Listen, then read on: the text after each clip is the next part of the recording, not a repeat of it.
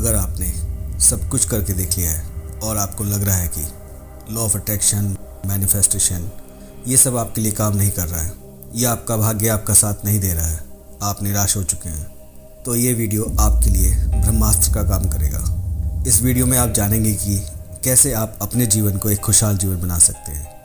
आज इस वीडियो के थ्रू मैं आपको एक ऐसी जानकारी देने जा रहा हूँ जो आपकी पूरी लाइफ को बदल कर रख देगी। वास्तव में आप अपना भाग्य बदल सकते हैं अगर आप इस वीडियो में बताई गई हर बात को फॉलो करते हैं। आप एक कामयाब इंसान होंगे, आज भले ही आप किसी भी स्थिति में हो। वीडियो के लास्ट में एक आपको प्रोसेस बताया गया है जिसे करके आप किसी भी विश को पूरा कर सकते हैं और अपनी किसी भी समस्या को दूर कर सकते हैं। दोस्तों, आपने सबकॉन्शियस माइंड के बारे में बहुत सारे वीडियो देखे होंगे और आपको ये भी पता होगा कि अगर कोई भी विचार या विश आपके सबकॉन्शियस माइंड में पहुंच जाए तो उस विचार को वास्तविकता में बदलने से कोई नहीं रोक सकता है। लेकिन वो मोमेंट कौन सा है जब सबकॉन्शियस माइंड पूरी तरह से एक्टिव होता है? अधिकतर सभी यही बताते हैं कि सुबह उठने के बाद आपका सबकॉन्शियस माइंड एक्टिव रहता है, लेकिन कब, ये किसी ने आज तक नहीं बताया है। फ्रेंड्स, नॉर्मली जब आप सुबह उठते हैं आपका सबकॉन्शियस माइंड एक्टिव होता है, मतलब वो आपकी बातों को सिर्फ सुनता है लेकिन स्टोर नहीं कर पाता है, जिससे कि आपके अफर्मेशन, आपका मैनिफेस्टेशन स्क्रिप्ट्स पूरी तरह से काम नहीं कर पाते हैं। आज आप जानेंगे वो मेंटल स्टेज जब आपका माइंड सुपर कॉन्शियस स्टेज में होता है, जब आपका सबकॉन्शियस माइंड आपके हर विचार को सुनता भी है और स्टोर भी करता है, और सबसे महत्वपूर्ण, आपके विचार वाइब्रेशन बनकर सीधा यूनिवर्स तक पहुंचते हैं। आइए इसे थोड़ा सा डीपली समझते हैं ताकि आपको हर पहलू क्लियर हो सके और आप इस प्रोसेस को पूरे विश्वास के साथ कर सकें। सुपर कॉन्शियस स्टेज वो पल है, वो मोमेंट है जिसमें आप जो भी विचार माइंड में सोचते हैं वो विचार रियलिटी में बदलना तय हैं, क्योंकि इस समय ही आपकी चेतना ब्रह्मांड से कनेक्ट होती है। ये एक ऐसा मोमेंट होता है जहां सृष्टि आपकी किसी भी इच्छा को पूरा करने के लिए बाध्य है।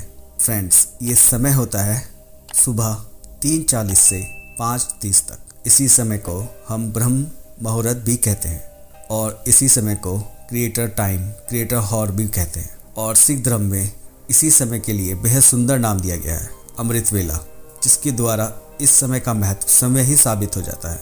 ईश्वर भक्ति के लिए यह सर्वश्रेष्ठ समय है। इस समय उठने से मनुष्य को सौंदर्य, लक्ष्मी, बुद्धि, स्वास्थ्य आदि की प्राप्ति होती है। उसका मन शांत और तन पवित्र होता है। ठीक 3:40 पर सूर्य उस जगह पहुंचता है जहां उसका सीधा संबंध पृथ्वी से होता है। इस समय उसकी किरणें ठीक आपके सर के ऊपर होती हैं। जब सूर्य की किरणें धरती के दोनों तरफ एक ही जगह पर पड़ती हैं तो इंसान का सिस्टम एक खास तरीके से काम करने लगता है। फ्रेंड्स, ये ही समय है जो ब्रह्मांड की शक्ति को हासिल करने का सही समय होता है। मैं ये बात दावे के साथ कह सकता हूँ क्योंकि मैंने जिसे भी इसे बताया है उसका जीवन वास्तव में पूरी तरह से बदल गया। इस समय जब आप सुबह उठते हैं तो आपका सिस्टम एक विशेष तरीके से व्यवहार करता है। अगर आप इसे सही तरीके से प्रयोग करें तो आपको अविश्वसनीय परिणाम मिलते हैं।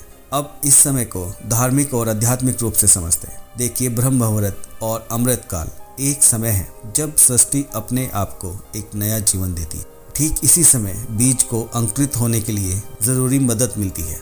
वह अन्य समय के मुकाबले इस समय ज़्यादा तेजी से विकसित होता है।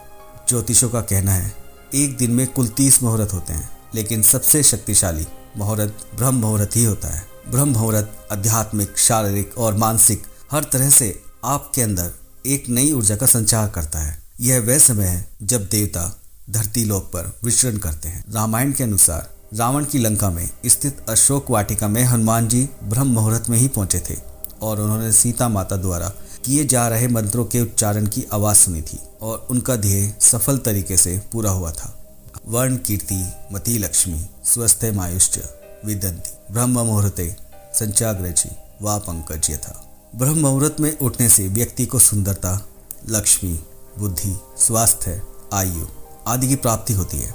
ऐसा करने से शरीर कमल की तरह सुंदर हो जाता है। आयुर्वेद के अनुसार ब्रह्म मुहूर्त में उठकर टहलने से शरीर में संजीवनी शक्ति का संचार होता है और यही कारण है कि इस समय बहने वाली वायु को अमृत तुल्य कहा गया है। ब्रह्म मुहूर्त में उठने वाला व्यक्ति सफल, सुखी और समृद्ध होता है। ऋग्वेद और सामवेद में भी बताया गया है, अगर आप ब्रह्म मुहूर्त में अपनी इच्छाओं को प्रकट करते हैं और अपनी चेतना तक पहुंचाते हैं तो उनका पूरा होना तय है। आज के मॉडर्न साइंटिस्ट भी इस बात को मानते हैं कि ब्रह्म मुहूर्त में कुछ तो ऐसा होता है जो कल्पना से परे है। अब समझते हैं कि आपको इस समय का प्रयोग कैसे करना है। मैं आपको 2 तरीके बताने जा रहा हूँ। नंबर 1, आपको सुबह 3:40 से 5:30 के बीच में उठना है। इसके बाद पहले अपने इष्ट का 5 मिनट तक नाम लेना है, जिसे भी आप मानते हैं, राम, अल्लाह, जीसस, वाहेगुरु, जिसे भी आप अपना ईश्वर मानते हैं उनका नाम लेना है 5 मिनट तक। उसके बाद आप जिस भी समस्या से परेशान हैं उस समस्या को आपको एक पेपर पे लिख देना है और अपनी प्रॉब्लम को आपको इस तरह से लिखना है कि जैसे अब वो समस्या नहीं है। मैं एक एग्जाम्पल के थ्रू आपको समझाता हूँ। कल्पना करें कि आप पैसों की समस्या को लेकर परेशान हैं, तो आपको उस पेपर पे लिखना है कि अब मेरे जीवन में पैसों की कोई समस्या नहीं है। मेरे सारे काम बहुत आसानी से पूरे हो रहे हैं। मेरी इनकम पहले से बहुत ज़्यादा है और मेरा बिजनेस या मेरी जॉब बहुत अच्छी चल रही है। मैं इसके लिए परमपिता परमेश्वर आपका आभारी हूँ और आपका धन्यवाद करता हूँ। और इसे कम से कम 10 मिनट तक इसी समय रोज़ पढ़ना है। लिखना एक ही बार है, पहले दिन। इसके बाद आपको ज्ञान मुद्रा में बैठना है। आप बेड पर ही बैठ कर सकते हैं और यह कल्पना करनी है कि आप जो भी कार्य कर रहे हैं, आप जिस भी कार्य से पैसा कमाते हैं, वह बहुत अच्छा चल रहा है और आप और आपका परिवार बेहद खुश है।